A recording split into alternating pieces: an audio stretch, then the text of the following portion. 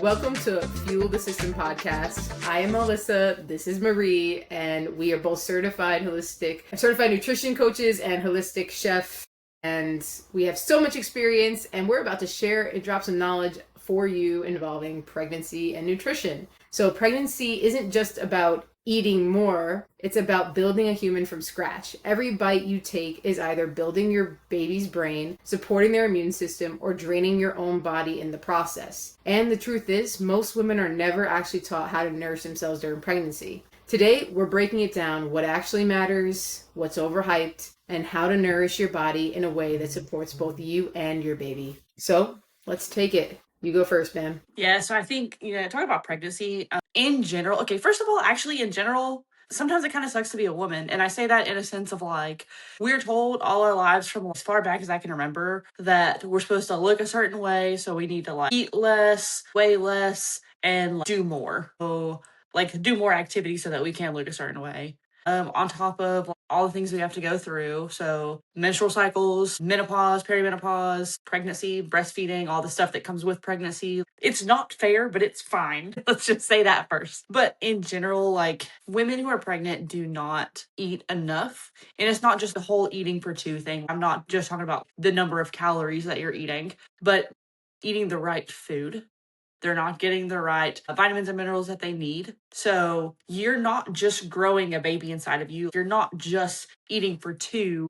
You're growing a brain, you're growing organs, you're growing a nervous system, an immune system. You're growing all of this inside of you, which a little bit freaks me out. If I were to get pregnant, just the thought of having that inside me, like, freaks me out. But it is incredible that women can go through that. Eating, again, the right vitamins and minerals, but protein. Women in general don't eat enough protein anyways. And now you are growing a human inside of you. What do you need to grow? Protein. Protein literally builds your muscles. It builds the cells in your body.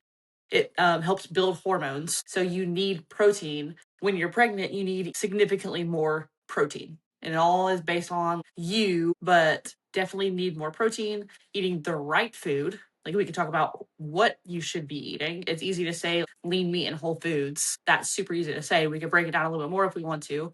I think you talked about the Mediterranean diet. Is that what it was? Yeah, the Mediterranean diet.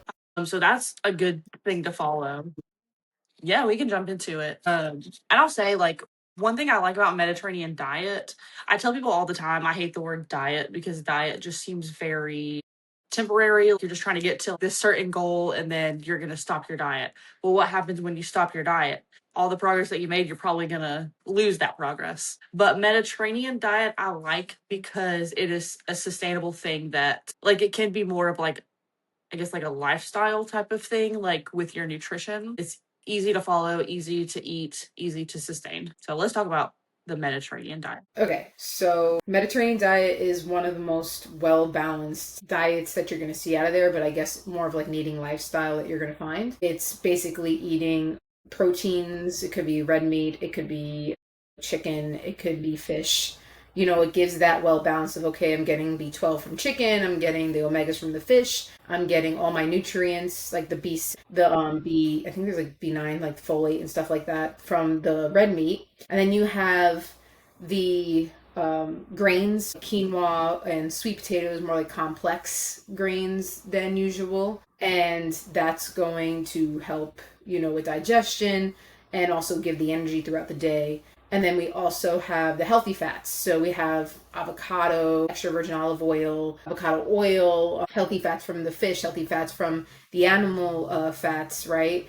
And then also from nuts and as well. Like, so we have a very good, and fermented foods. I apologize. Fermented foods also are really big in the Mediterranean diet. So sauerkrauts, where you can get your pre and probiotics from. Dairy, prebiotic would be artichokes, stuff like that. So you have the ability to create a nice food group or a meal together, and you would create essentially a shopping list, go out and buy these things and make them for lunch and dinner. And it's a pretty easy, it's an easy way of eating as well, I believe, for a lifestyle, because you can make bowls. So like a lot of people love those like Buddha bowls or even just regular Nourishing springtime bowls.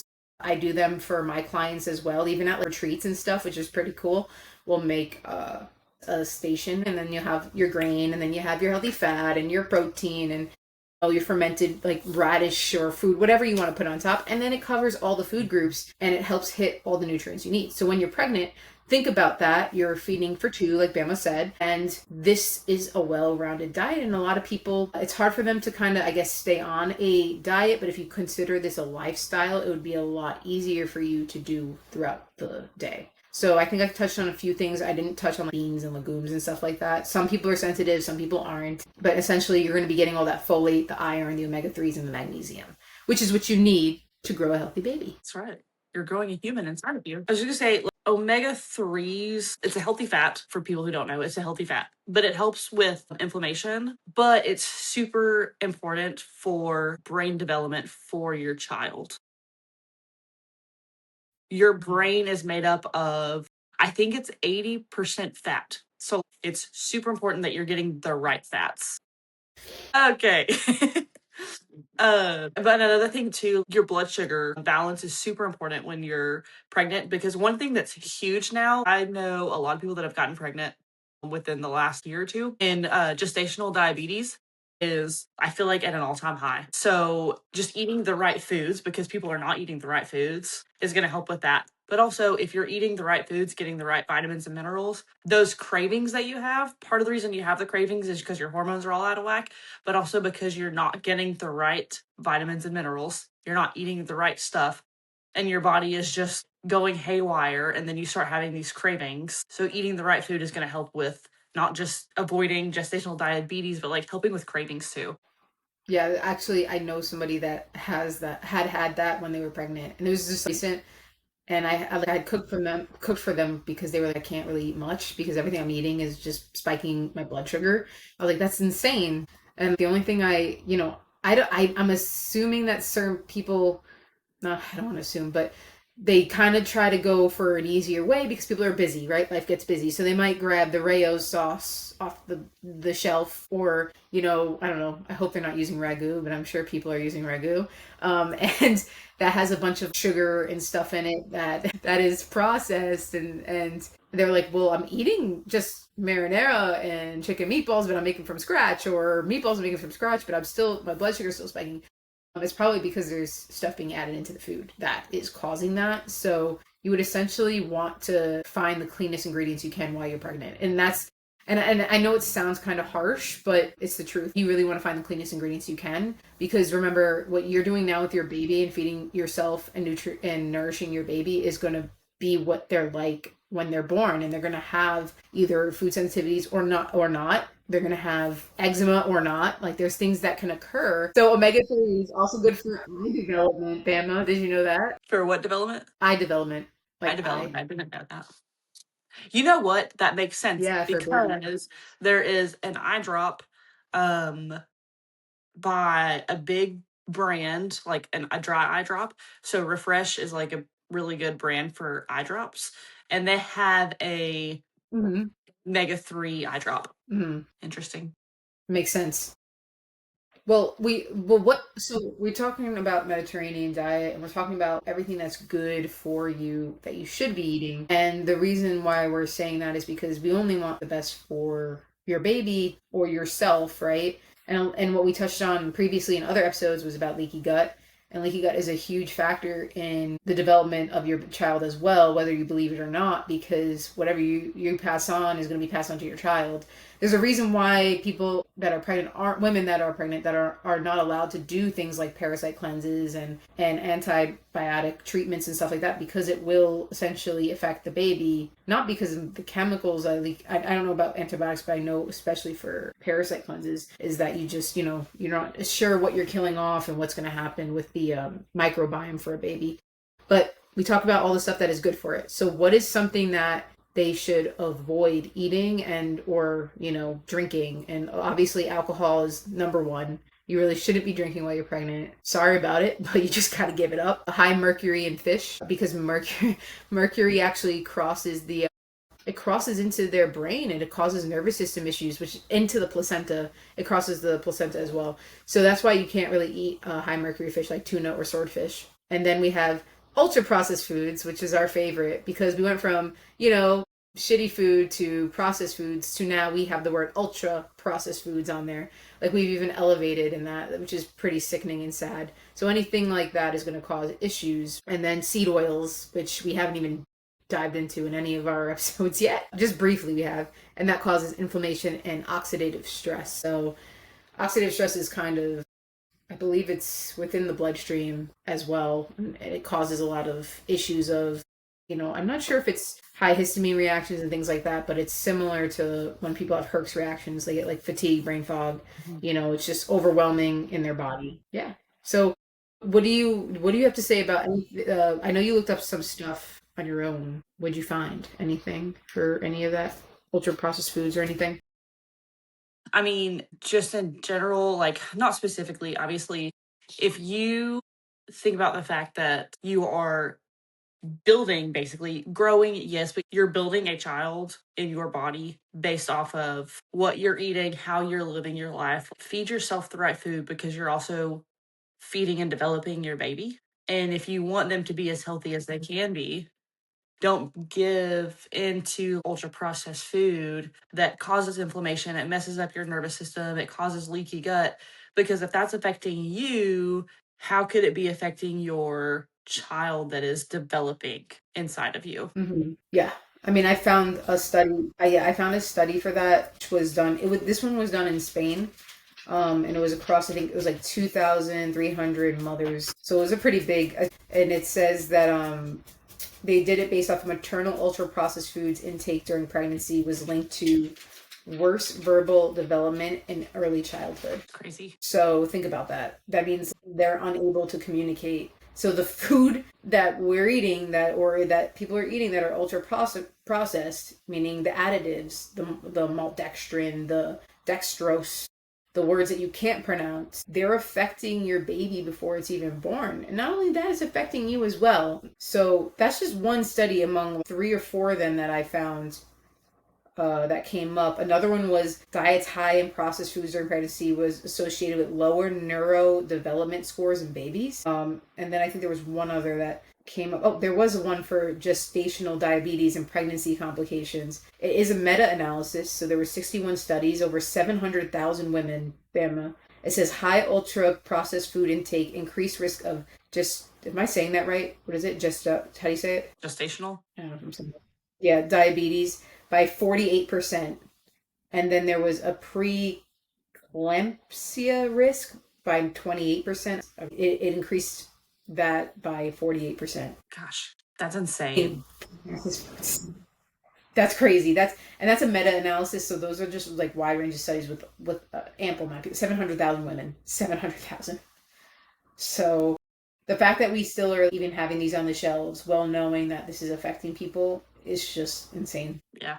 Well, I think we talked about it in the first episode where I gave a bunch of statistics about all the different things that were increasing in the United States, and autism is one of them. And I mean, that can go all the way back to the baby developing in your body because you don't know they're autistic when they're first born. You don't find out until they start learning to walk and talk, and then you might realize there's a disconnect or like a delay, and then you're like, okay, what's going on? Well, if you're eating the correct food and nourishing your body properly so that your baby can be nourished properly, you are going to decrease the chances of stuff like that happening. No, you're right. I mean, we've seen the increase in autism. And listen, being because it's kind of a slippery slope when it comes to being, with autism, because there's so many people now that are, and there's like those on the spectrum, and there's things like that. But it's almost like we're normalizing this, which is fine. It's fine to normalize what people are because they are different, and that's okay. It's okay to be different, but normalizing something due to being poisoned by something also doesn't seem right. And maybe I don't want to use the wrong words. This is going to come out, it just comes out really wrong. But am I saying it wrong? I don't know if I'm being insensitive. No, I think you're Sensitive. right. And like I think, when you say like normalizing autism, yes, it's okay to be autistic. They're different and they know Yeah. it and all that, but also normalizing it in a way like socially of when your friend does something weird and then you're like, oh, your autism is showing. Normalizing it that way too is not good, but it is becoming a thing of it doesn't seem as serious as it is when there are a lot of people out there who are autistic that are not as high functioning as others, and so they're really affected by it. And I don't know, it's that could be a whole topic to go into. I don't want to go Yeah, into it, I but it mean, could if be a you're whole topic. listen, yeah, because it's if you're listen, they say the largest factor is genetics. Okay, but then it's also that little part of you that can control what you put in your body to try to give the best chance for your kid to have a fully functioning brain, developed brain and working properly. That's another thing. But I don't, like I said, I'm not trying to be insensitive to anybody. There's nothing against being who you are, whatever, whatever happens. But there is something that we should kind of consider of like, okay, there is also something playing a bigger role where there's autistic kids that have such a hard time of communicating, and it's a really tough life. It's a really tough life. And I think that's just something that I do want to like just mention, and I hope I don't cross the line, and I apologize if I do. But I just do feel like on a nutrition standpoint, if you can try to help your body, then I Yeah. think you should try to do the best you can for your baby. Yeah, and I think like maybe sound a little bit more. It's not just that we're saying you ate crap and you made your baby autistic. That's not what we're saying, obviously. But Right. food is a preventative, right? It's medicine is preventative. If you're eating the right things, you could possibly. We're not saying it's a cure all for everyone. You could possibly Mm. avoid your child having autism or autism to a certain level. But it's also the same, okay, cancer. You can eat all these ultra processed foods and end up with cancer, or you can eat clean and avoid having cancer. It's kind of along the same lines. So we're not trying to cross any lines there. No, I don't think so. I agree with you, Bam. I agree with you. And I think like there's a study. Let me just say there's a study I found. So this is a large study. This is 60,000 mother-child pairs. It says diet high in processed foods, sugar, refined carbs is associated with 122% higher autism risk and 66% higher ADHD risk. I mean, Crazy. it says a healthier diet equals lower autism risk. It says the study that was finds for this was mothers with higher quality diets had a 22% lower likelihood of autism diagnosis. So there is some like correlation between anti-inflammatory foods work to help lower, right? There's a correlation there. And then there's the disconnect of if you do eat a higher processed food, there are chances that it increases the risk. Yeah. And that's all I'm saying. I guess that's what I'm trying to get at. Yeah, for sure. Yeah. Sorry, I didn't mean to go off the deep end there, but it's just kind of that was just on my brain thinking. Yeah. I mean, that's a good thing to talk about. And like honestly, it just makes me mad all over again with how our whole system is messed up that ultra processed foods are literally causing so many issues for people.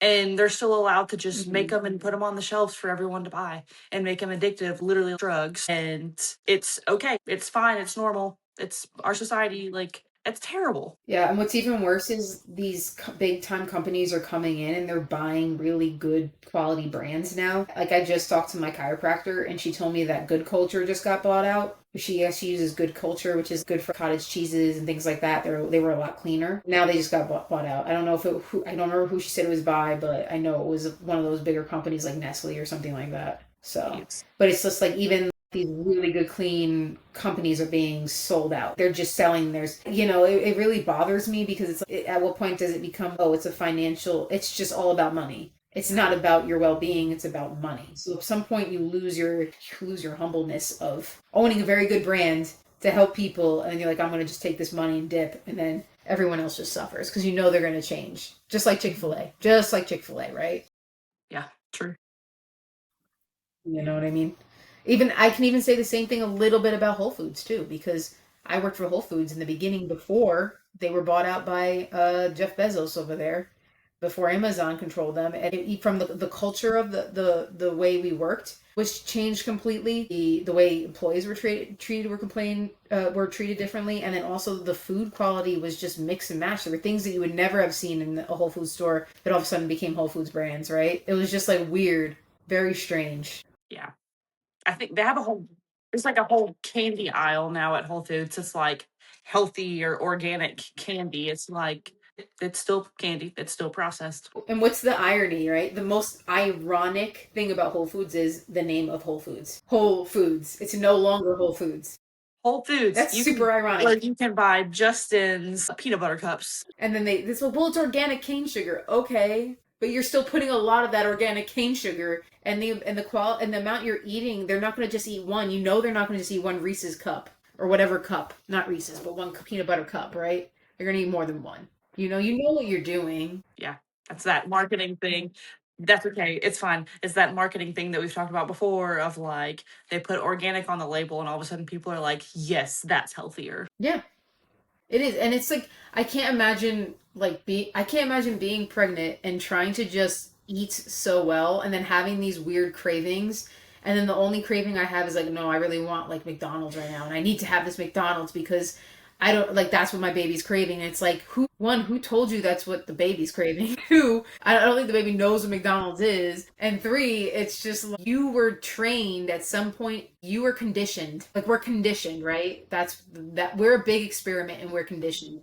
And we were conditioned to be like, yeah, I'm craving this. Like my mom, she told me when I was pregnant with you, I craved Burger King, whatever, I forgot what meal, it was a breakfast thing or something. And she's like, I craved it every day. I just had to eat it every day. And I was like, well, that's crazy. Because it's like, who knows what went into my body while you were eating that. But also, you were conditioned to think that's what would solve the craving, to just do it, like Nike. Just do it. Well, I read something where it's during some part of your period is that if you're not eating properly, that the ultra processed foods, you're more sensitive to developing PCOS. So it also makes me wonder with your mom. Hi, mom, love you. Sorry for what I'm about to say. If she was eating Burger King, whatever breakfast food every day for however long she ate it, however long that craving lasted. And now, I mean, PCOS was one of the things that doctor said that you had a problem with. That could have to do with it. And I mean, I'm sure your diet too, like, had to do with it, but could contribute. Yeah, but where does that stem from? Where does your diet stem from? Your diet stems from the environment that you grow up in. And it's nothing bad. It's nothing bad about what we're saying, right? And mom, I love you too, because I know you watch these religiously. It's nothing bad. It's just that we were all conditioned at a time to believe that we were doing the best thing we were doing, and it wasn't true, right? Just, it's everything. I think that, and that's another topic that someone asked me to cover eventually, is like everything is trending until it's not, right? And it doesn't matter who you are, who do you trust? Like, who do you trust? Because everything is trending. The carnivore diet, that's trending, right? Being a vegetarian, that was trending. You know, what works and what doesn't. And that's why I tell people, I said, yeah, I do the dirty carnivore diet, but I do what's best. I do it because, oh, okay, it makes me feel good and it's actually working for me. If you go and do it, doesn't mean it's going to be good for you. So I never tell people to do what I tell them to do unless I feel like it's going to work for their body. And they would have to test it on their own. The biggest thing that I think people are afraid of when it comes to nutrition, besides not having that instant gratification, is the trial and error. The trial and error is the scariest part because you don't ever want to feel sick. You don't want your body to react the way it does, but you can't be in control of every single thing in your life, right? That's just, it's unrealistic. And why should it be realistic in a trial and error phase as well? What do you think about that?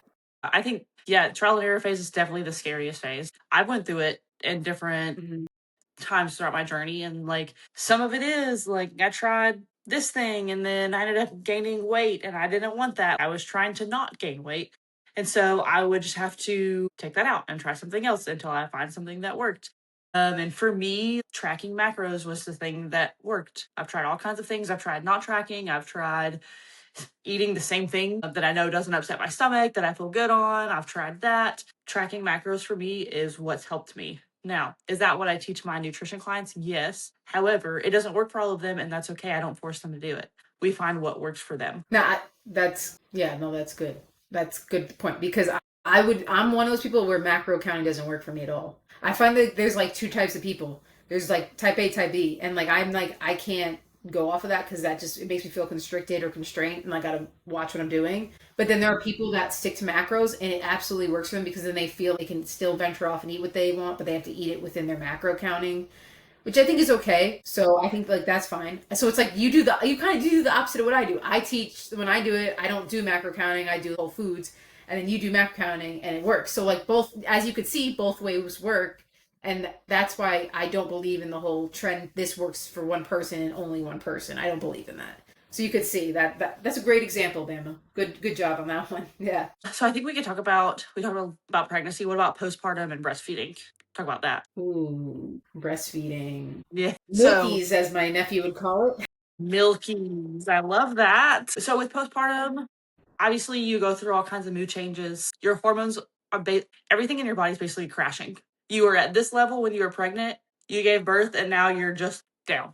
And so that's why there's mood swings and you don't have patience, and a lot of women don't have appetites, or they only have an appetite for certain things, cravings, probably not good things. And again, the same thing that I would say for everything that we talk about is women in general are just under eating, whether it is calories or Yes. whether it's vitamins and minerals, just not eating enough. And if you want to eat, if you want your hormones to return to their regular level, if you want your mood to be normal again, if you want to feel normal again, because that's one thing that I've heard a lot of my friends say during postpartum is they just don't feel like themselves. They kind of lose track of who they are in a sense. Your nutrition is really going to help you with that more than you even realize. Right. And have you ever, I don't know if you've heard of this, so my stepsister-in-law, she gets her like the placenta, I believe, the cord, is it the placenta cord? The umbilical cord. Yeah. Which one? One of them gets grind down to a powder and they put it in a It's the pill, like placenta. a little pill, and then yeah. And then they take it and then that kind of helps rebuild the nutrients, which is pretty cool. Yeah, it's natural. Like right after birth. Yeah, it's got a ton of nutrients in it. But if you're not someone that wants to do that or you have the ability to do that, what you could do is one thing Bama loves to talk about, electrolytes, right? Yes. Because women are just super, I mean, even on a regular non-pregnancy day, we go through so many minerals and like potassium, magnesium, sodium, you name it. We're just spent.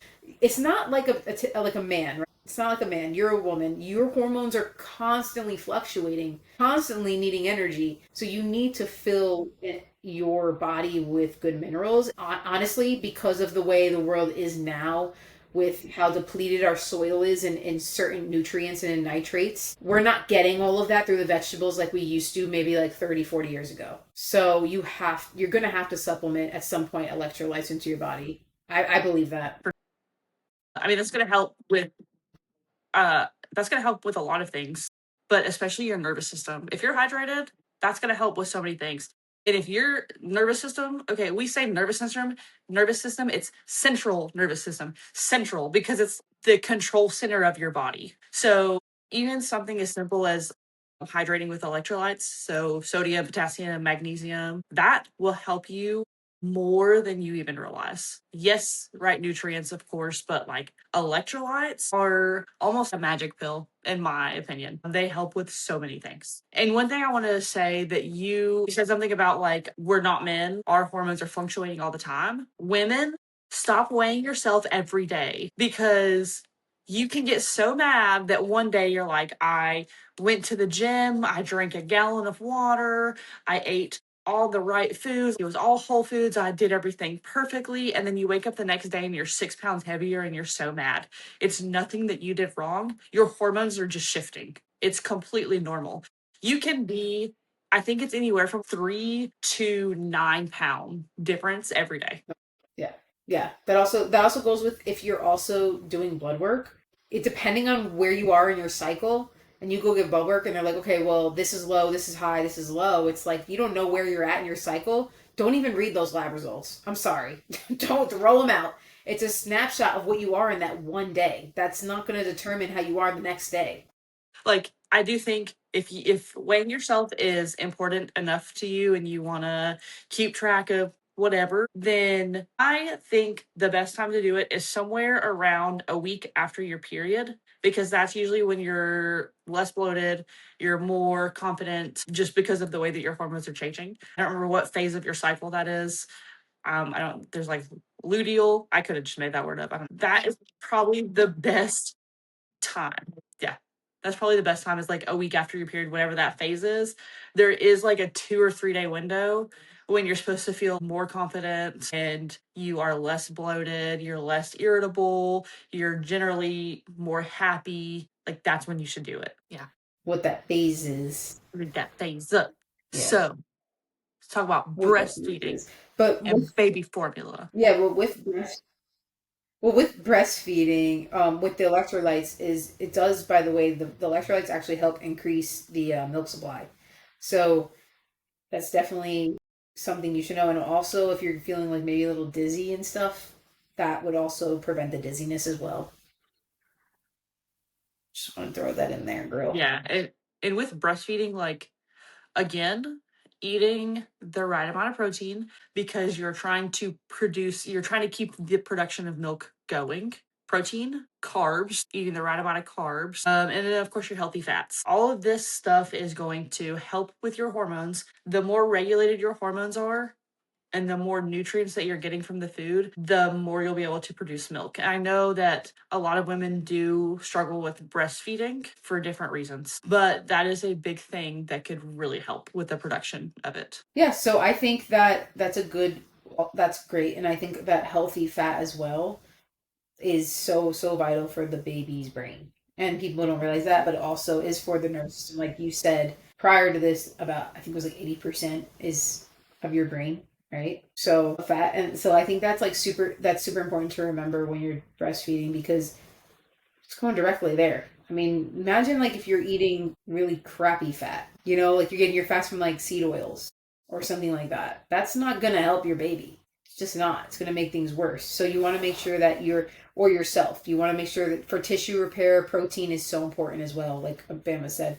amino acids are building blocks to everything, your muscles. So I do agree with you on that as well. I think we agree on a lot of things, Bama, to be I think honest. so too.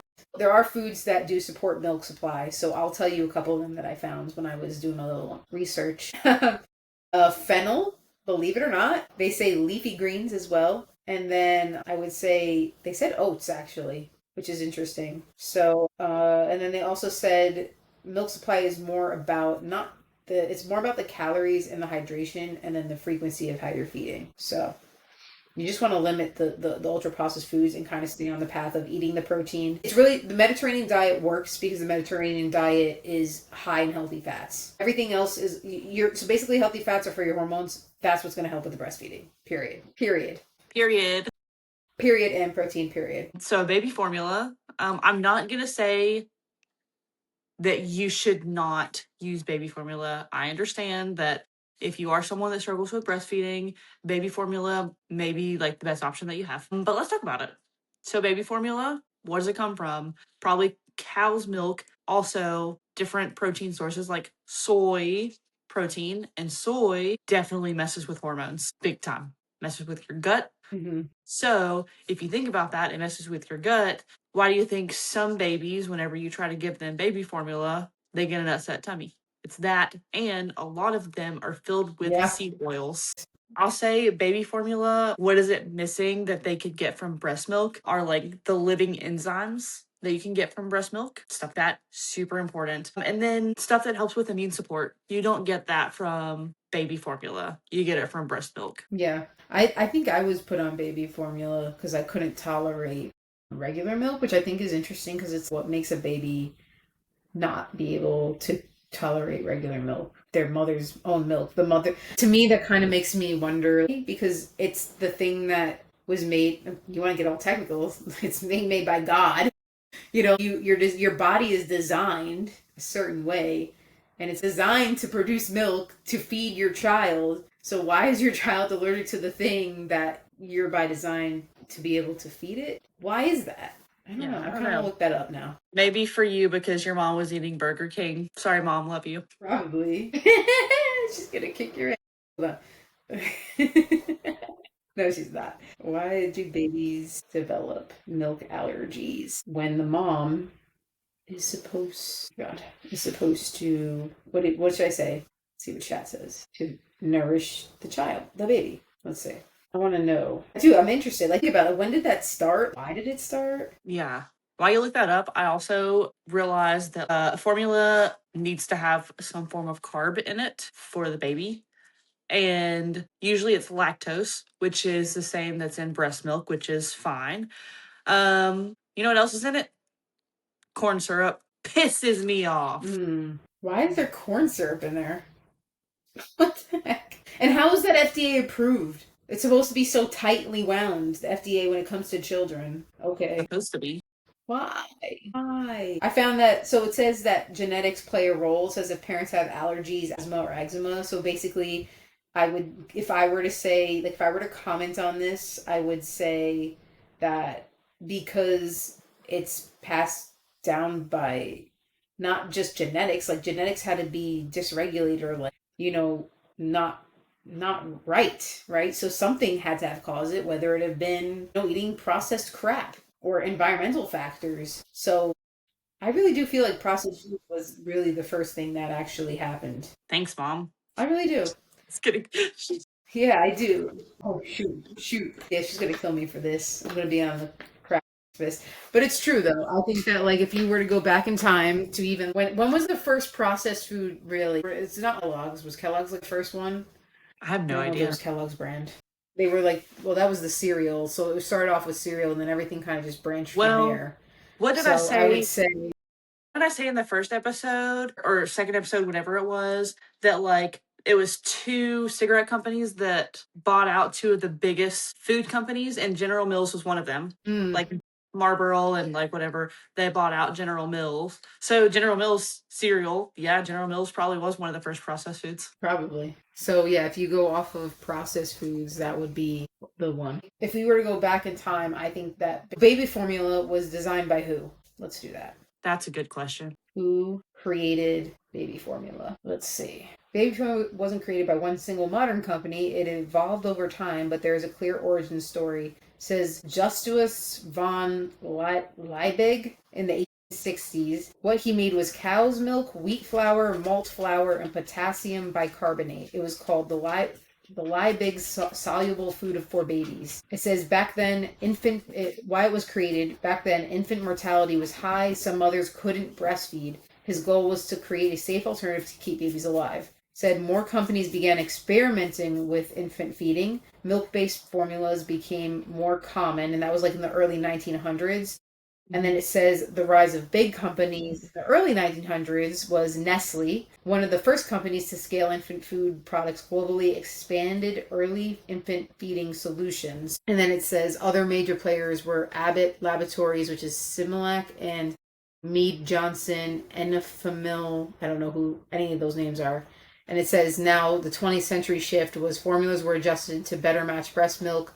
Vitamins, minerals were added, regulations were introduced. So regulations weren't introduced until the 20th. That's crazy. Yes, vitamins and Has minerals are added into formula to try to replicate breast milk, but it's synthetic vitamins and minerals, so it's not real vitamins and minerals.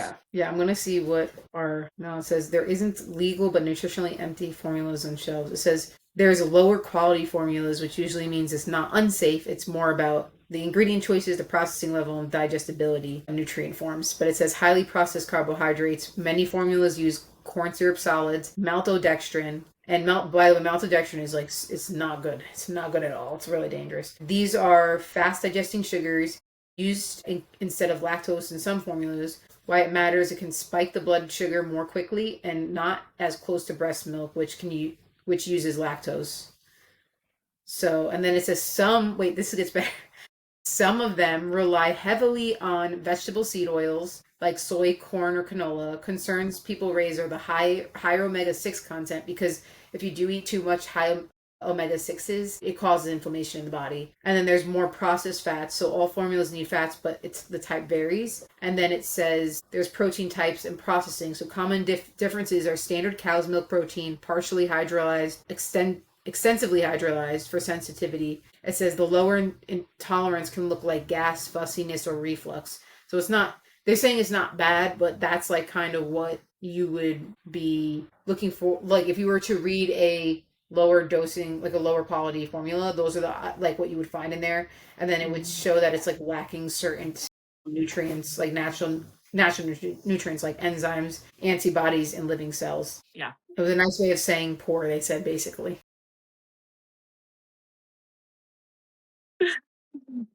So, I mean, that's interesting when you look at that. This goes back to the 1800s. So, what was going on then? I guess there was a lot of disease and stuff, and they didn't really know how to treat, I'm sure, people. Yeah. There was a lot going on. And then they intention was probably really pure and well, and then you had in the 1900s Nestle swooping in and being like, well, we can mass produce this and make a ton of money because everyone reproduces almost.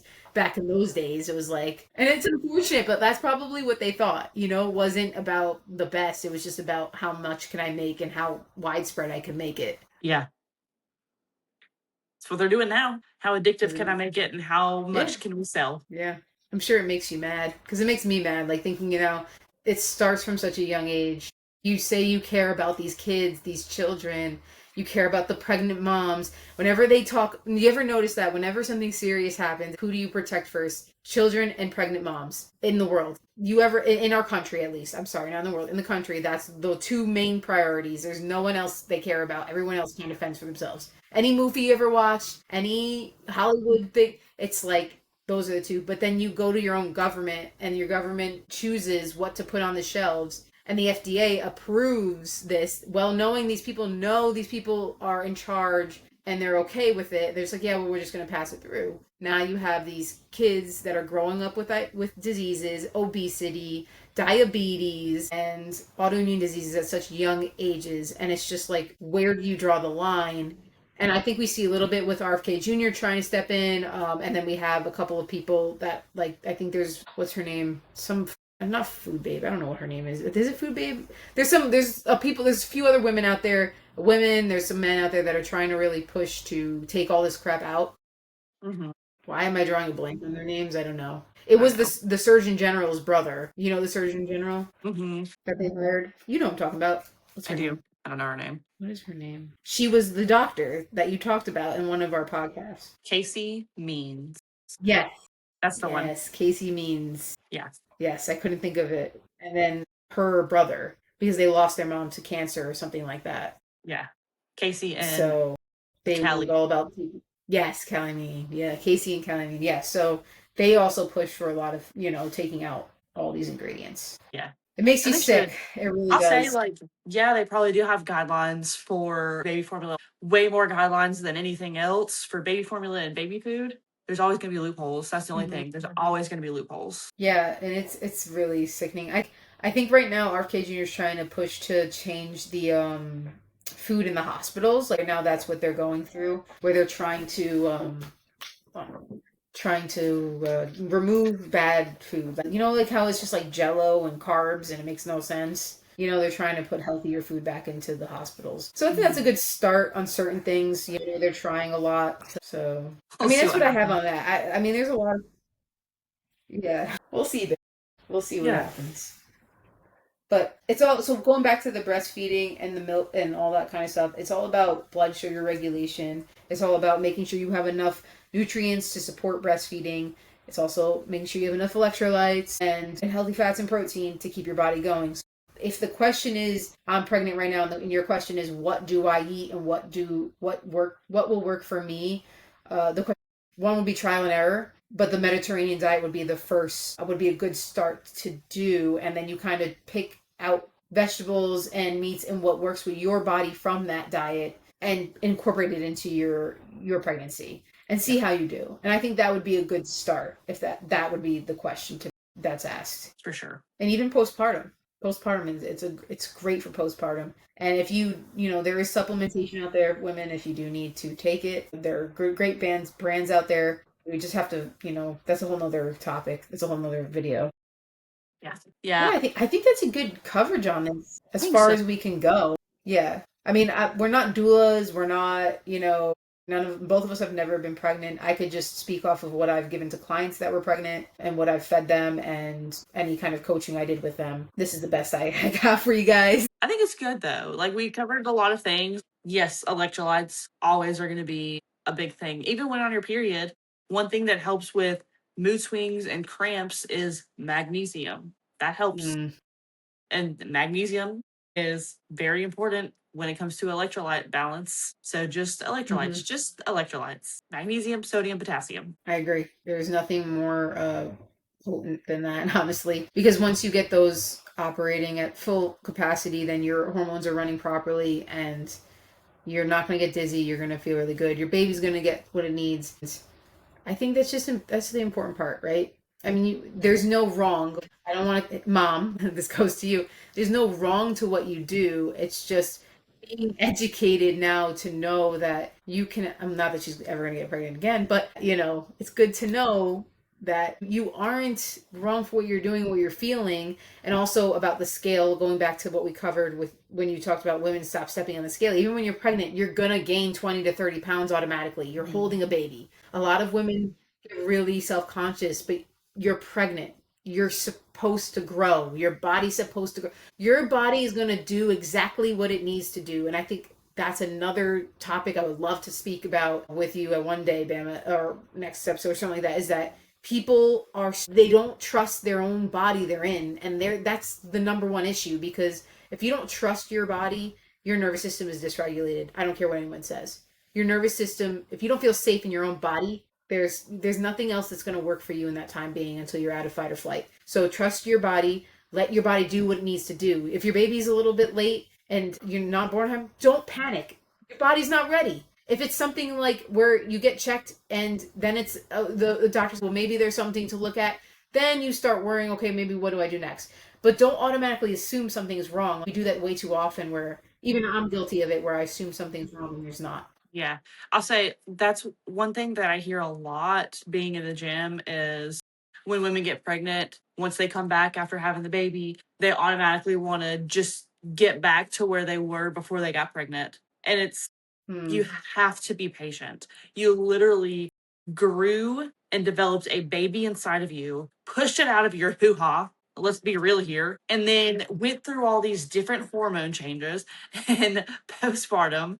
Okay. Your hormones are like crashed and they need to rebuild again. Your body needs to recover and rebuild from what you've went through. You have to be patient. And some people are like, oh, well, it's been a year since I had my baby. Great. Now would probably be a great time that you can start getting back to where you were, and now it's more realistic. Be patient. You did this incredible thing by having a baby. You getting back to where you were before you were pregnant is minuscule. It's not important. You'll get there. And I think there's also a misconception too. A lot of women will see these women that are celebrities, they go give birth and all of a sudden they're, tight as a whistle. And it's like they also have a ton of money and their job is to become tight as a whistle. That's their job. Their body is their job. So you can't compare yourself to somebody that's just you should never compare yourself to anybody anyway, but that's just an unrealistic view, and you don't even know what they're doing to get there.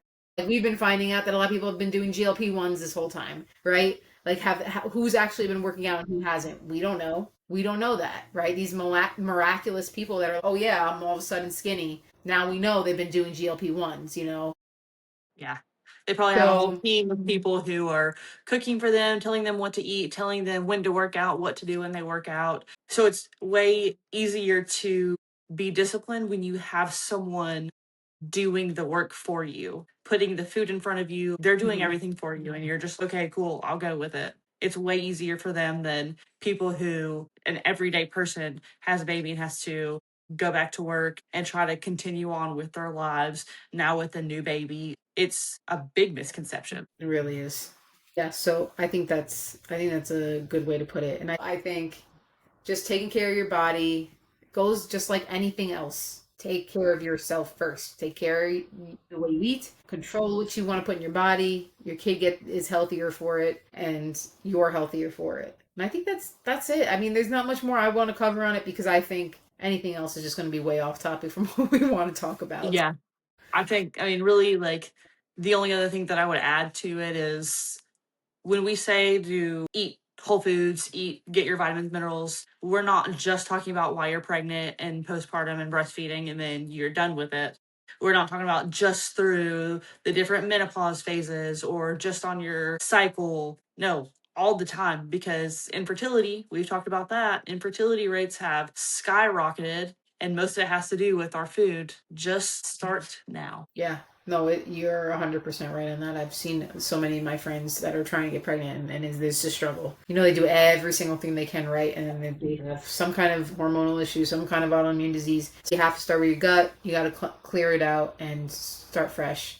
And unfortunately, that does take time. That's not going to be an overnight fix. So You know, it's the like I really think the next episode should be on instant gratification type stuff, and then also, you know, trial and error, kind of just going into that. And then I really do believe that, because it's all a mindset too. So even mindfulness, I think that should be the next area we go into. Yeah, let's do it. Sounds good. Ready? Here's what we want you to take away from this.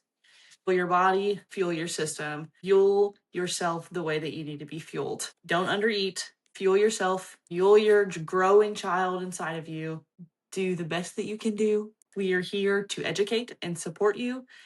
Any questions that you have, any stories that you want to share them in the comments. We will be happy to go through them and talk about them, even answer questions. If we don't know, we will research it for you. Whatever we need to do to help you.